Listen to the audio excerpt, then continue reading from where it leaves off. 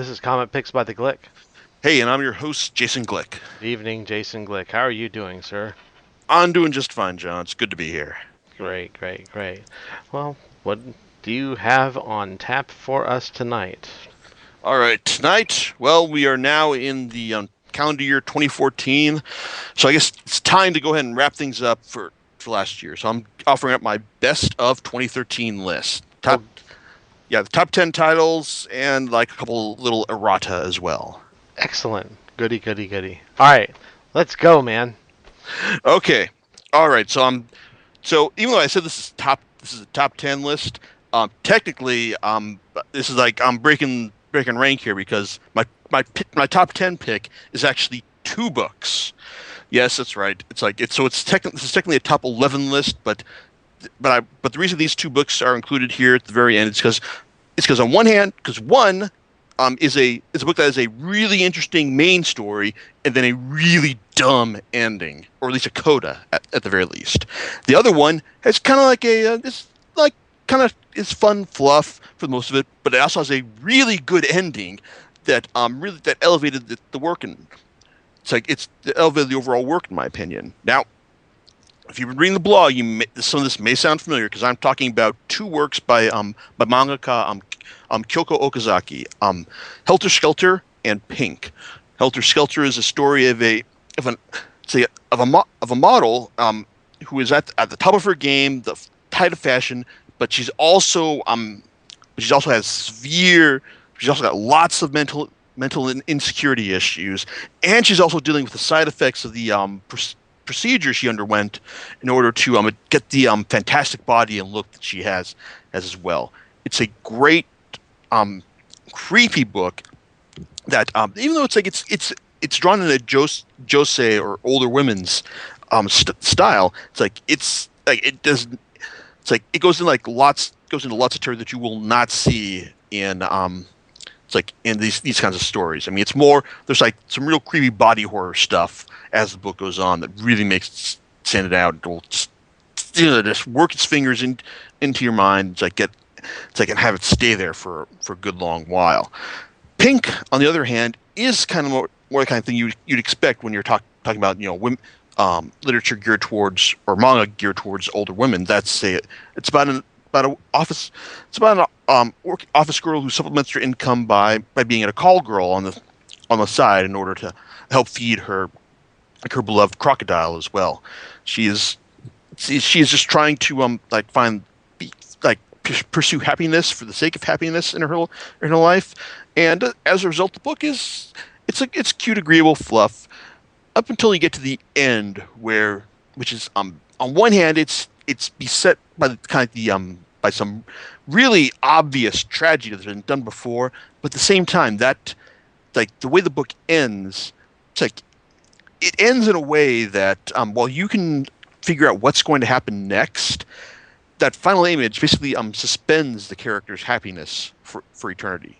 Whatever happens, we can figure out what happens next, but as far as the narrative is concerned, that's the book ends with her suspended in happiness, and I liked that. That was really good.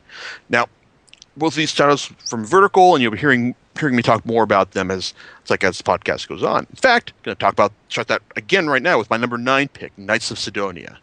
Now, those of you who've been reading my reviews of this series on the blog probably might be a little surprised by this because I haven't been terribly effusive in my praise for this series. It's a story about a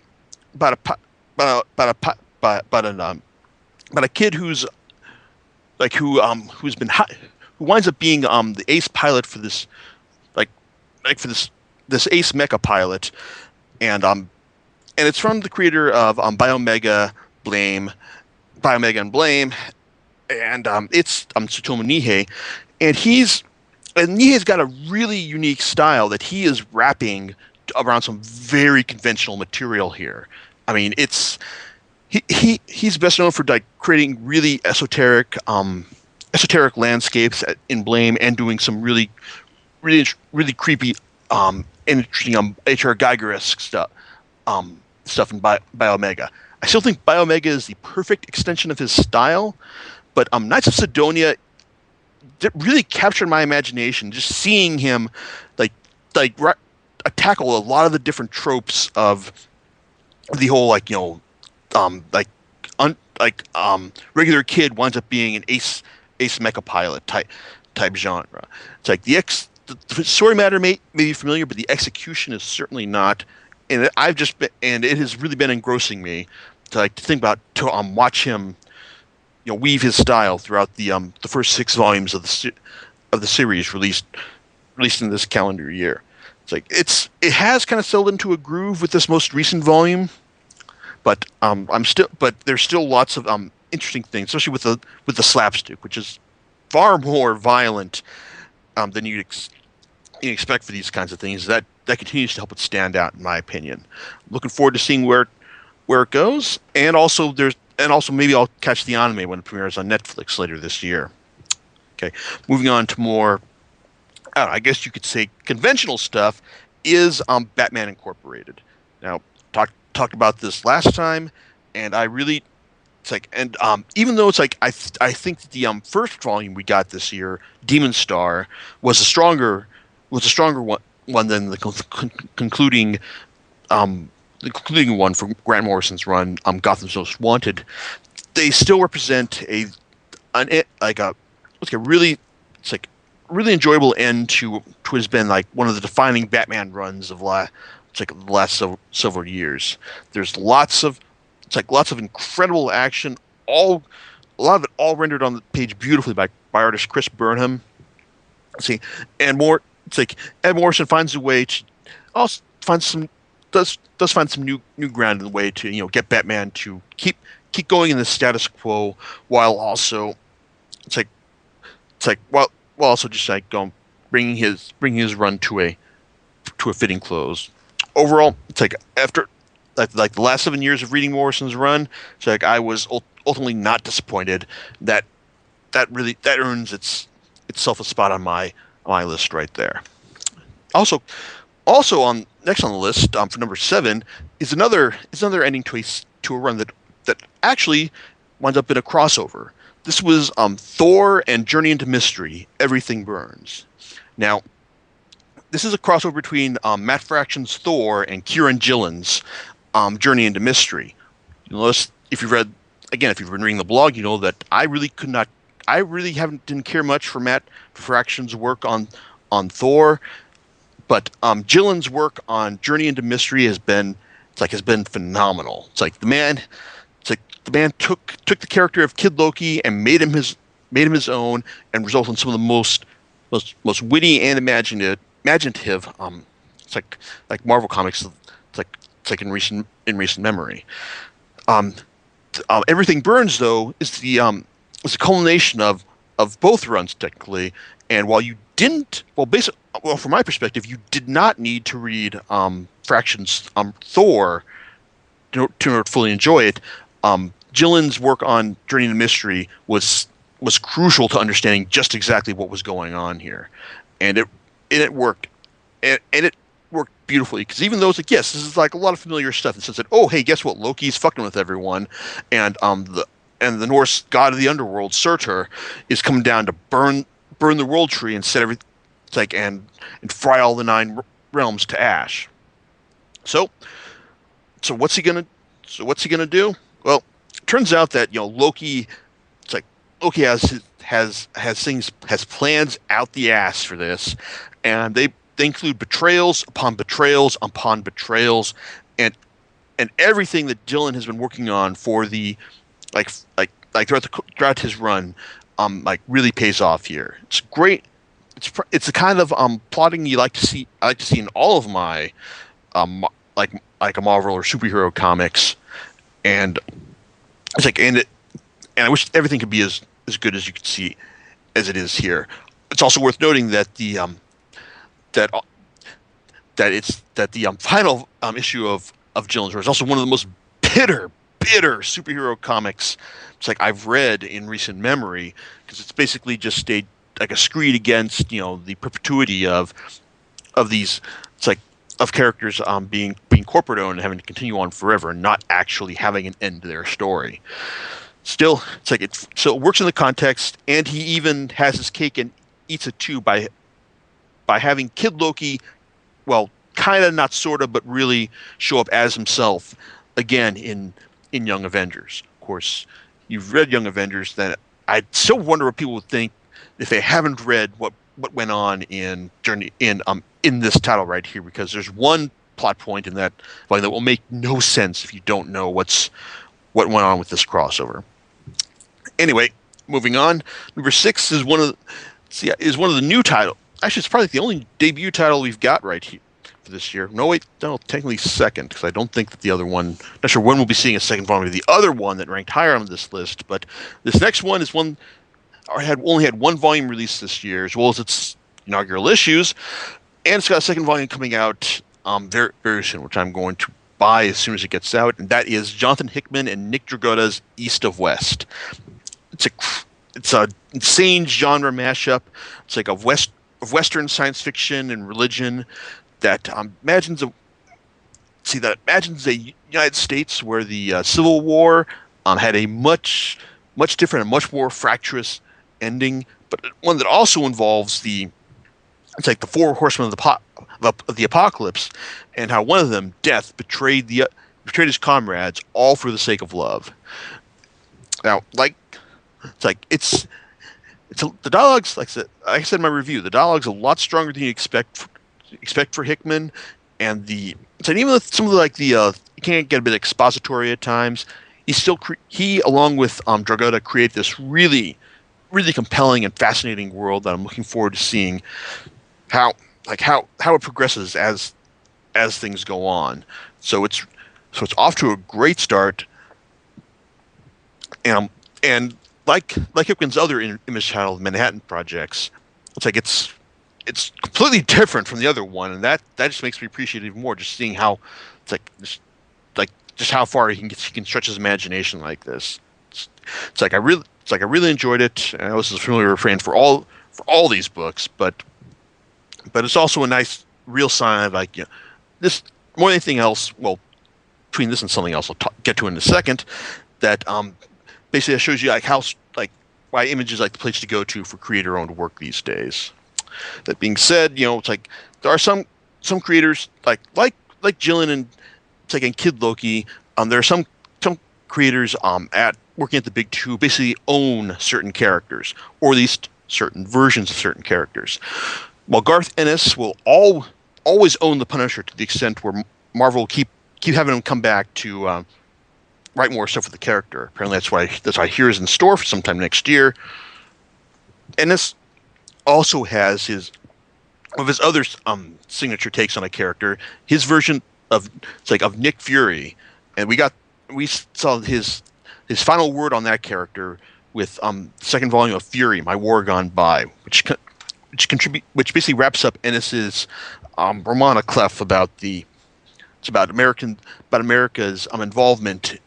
In wars, and how it's been secretly manipulating things over the years, and just how corporate interests have combined with military have coincided with military interests to create the military-industrial complex, but also about people like Fury who who want to fight more for war's sake in order to help perpetuate these things. While the two storylines here did contain a fair amount of fan service in the sense we got to meet one Lieutenant Frank Castle in Vietnam, and also the ever infamous Barracuda in Central America during the 80s. It's that final issue where Fury realizes just how completely and royally he's fucked things up for himself over the years. That really sticks with you and really hammers home what Ennis has been saying over saying with the character. I personally would have liked to have seen more from the series to basically have him have Fury get involved in some of the more current conflicts and see Ennis's thoughts on that.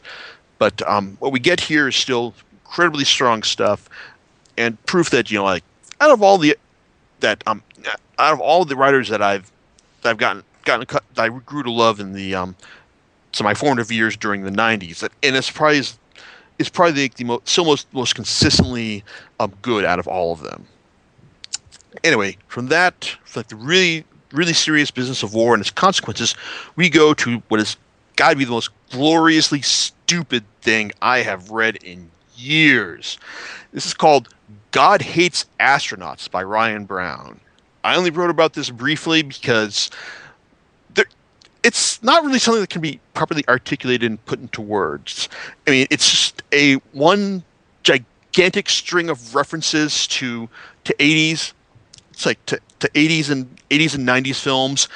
How Brown just creates a guy who's like a hero hero named Starrier who's beaten up by the great John L. last of the bare knuckle brawlers, and like Starrier's invincible, his body is not. So John L. Sullivan beats the crap out of the guy's face, and turns out, hey, even though he's immortal, he doesn't actually have any healing powers. So he's just left with this giant mass of a face.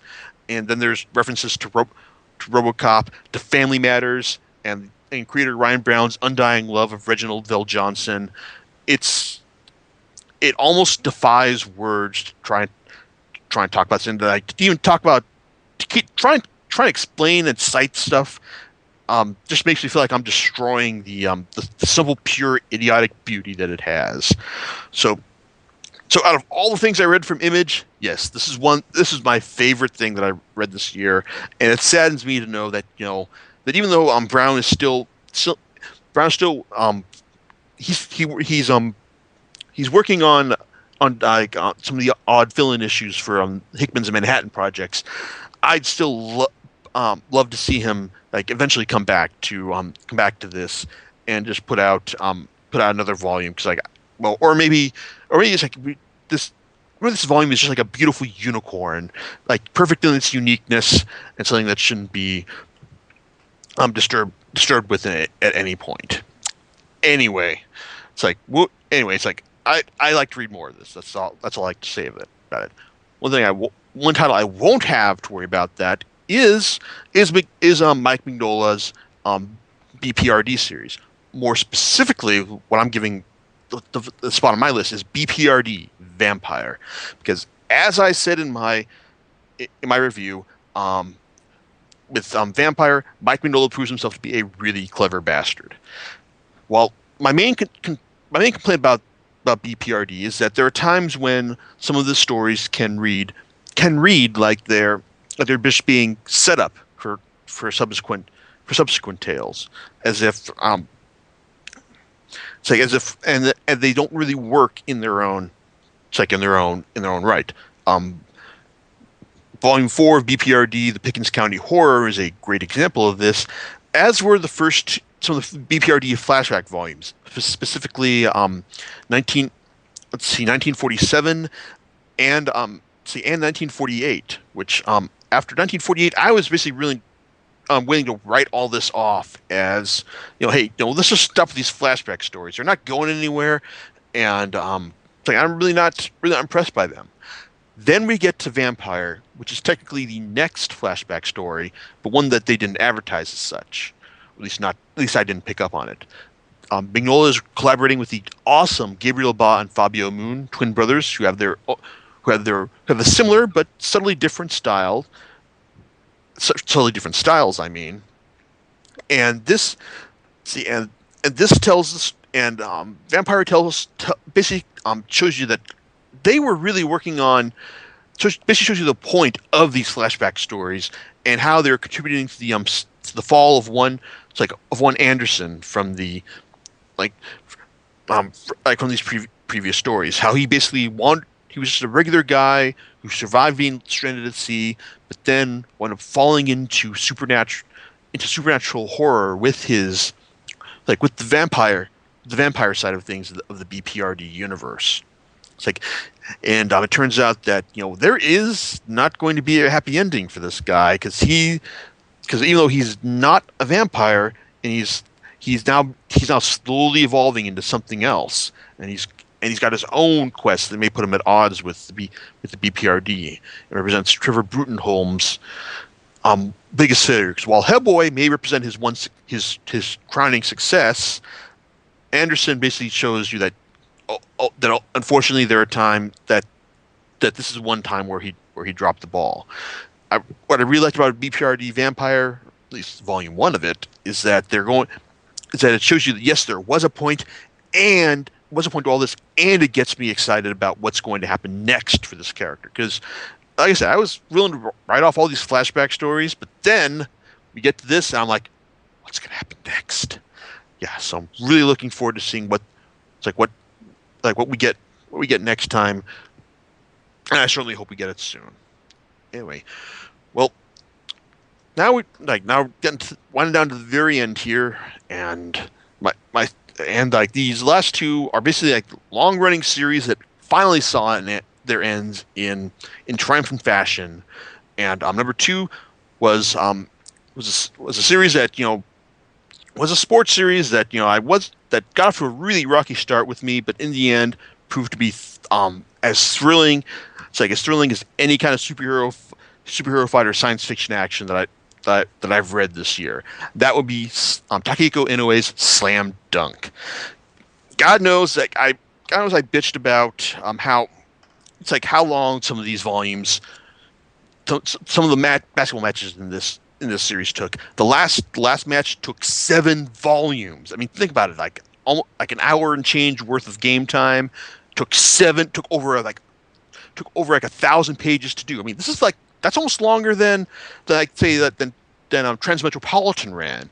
I mean, that's just insane. But at the same time, Inoue's approach really allowed you to dive into the nitty gritty aspects of the character's psychology between moves, and to really channel the momentum that shifts between each match. Because that's really what the series is all about: the momentum. Just finding ways for the characters it's really about the, even though the games are ultimately about the score, it's ultimately all the tension in the series comes from who's got the momentum. That's what I loved about it, and also the characters themselves. From the hothead Sakuragi, who really who started off as kind of like an unlikable dick, but really really grew into an ace, the rookie phenom that we all knew he was going to be, to the blackest Japanese man ever, Takanori Akagi, who is one of the greatest centers in high school basketball, but also has his own personal flaws as well. It's like all the characters are really compelling, and you really root for them.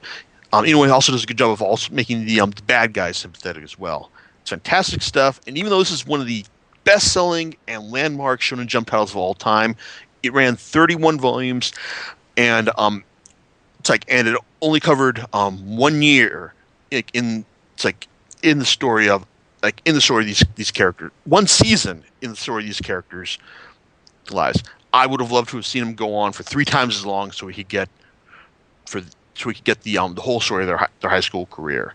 Also, what's worth noting is that even though I was worried about the ending was going to be kind of like a twist on Rocky, in the sense that our protagonists lose but still go the distance. Inoue finds a nice way to subvert that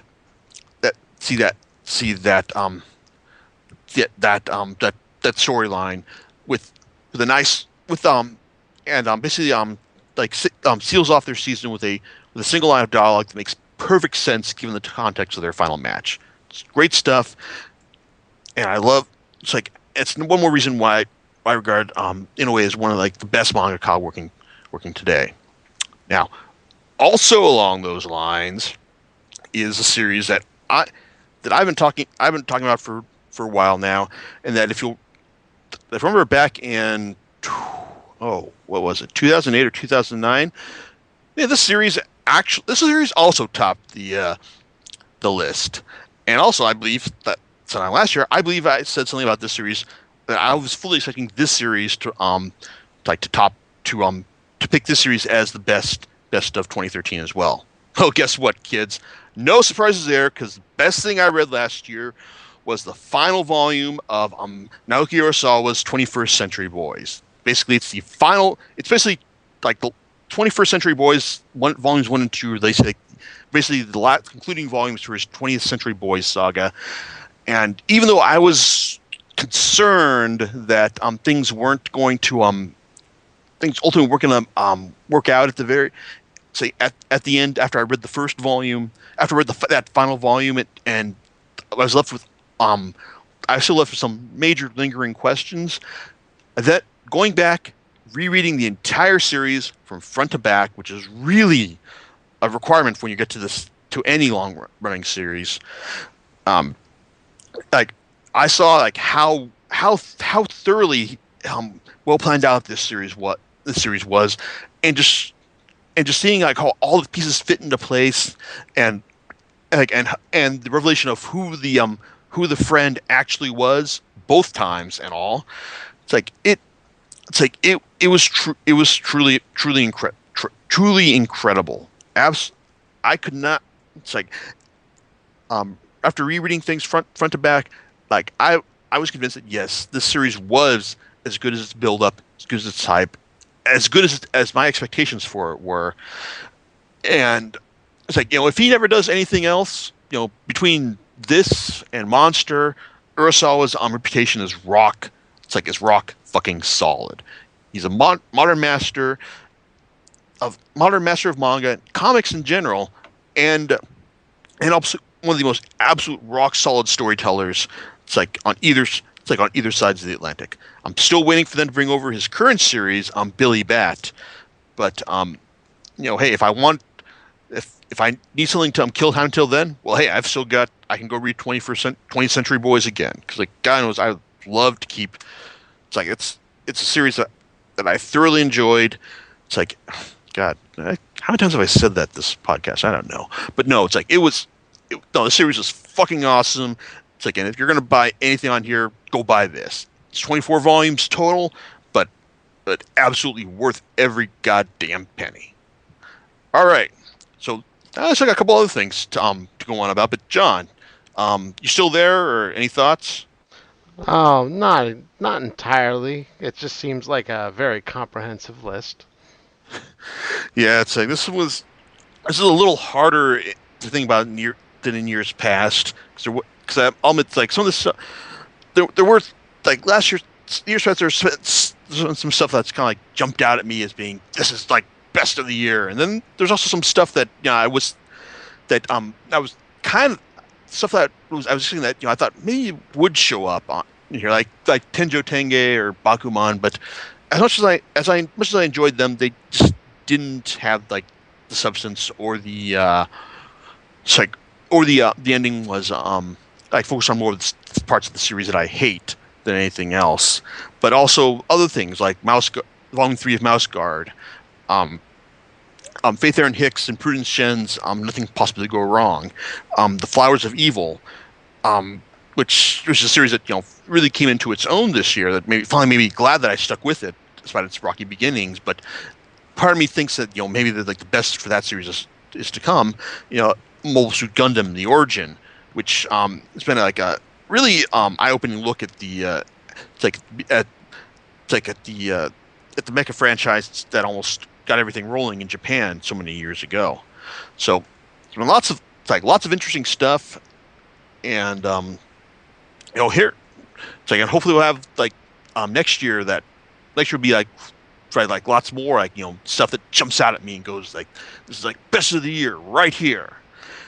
Also, but one thing I do want to give a special mention to is that one title that would have made this list if it hadn't come out in 2009 was The Photographer by Emmanuel Guibert and Didier Lefebvre, based on the latter's trip to Afghanistan with a Doctors Without Borders journey in the mid 80s. Mind you, this is Afghanistan in the mid 80s, when Russia was finding out that this country swallows armies. So it's not only is it a really eye-opening look into like into Afghanistan at the time, and the methods of Doctors Without Borders. Um, it's also supplemented by the hundreds of pictures that Lefebvre took during that time. That he only sold like a handful of them, but he was able to like repurpose a lot of these for the graphic novel. But but even like the first two thirds of it are a great are really eye-opening look into like cultures and procedures that we don't normally see every day. It's the last third where Lefebvre makes the decision to head back home on his own, that and it turns into a harrowing tale of survival. That even though that even like this must stuff some of this might sound depressing, like we're talking about Afghanistan and and helping the sick and survival against all odds. No, it's not like it's not the happiest thing to read, to be honest, but it's utterly compelling. And like I'm glad that a buddy of mine basically said, yeah, hey, you can borrow this. I'm gonna let you borrow this. Go ahead and read it. And I did, and I wound up getting my own copy from the second booth at Comic-Con. So yeah, Photographer, fantastic book. Would have made it on here if it had been published 4 years ago. Also, but hey, that's a lot of the good stuff here. But as far as the worst of this stuff goes, well, I'm not done talking about Vertical yet, because as I said on the blog, for years, Vertical, I could just go buy just about any manga title from Vertical and be assured that even if it wasn't good, it was at least different enough. It could at least be qualified as a noble failure, something that was different and outside the mainstream. They should be at least commended for trying to bring something like that over. I'm looking in the direction of, say, Velveteen Mandala right there. It's utter trash.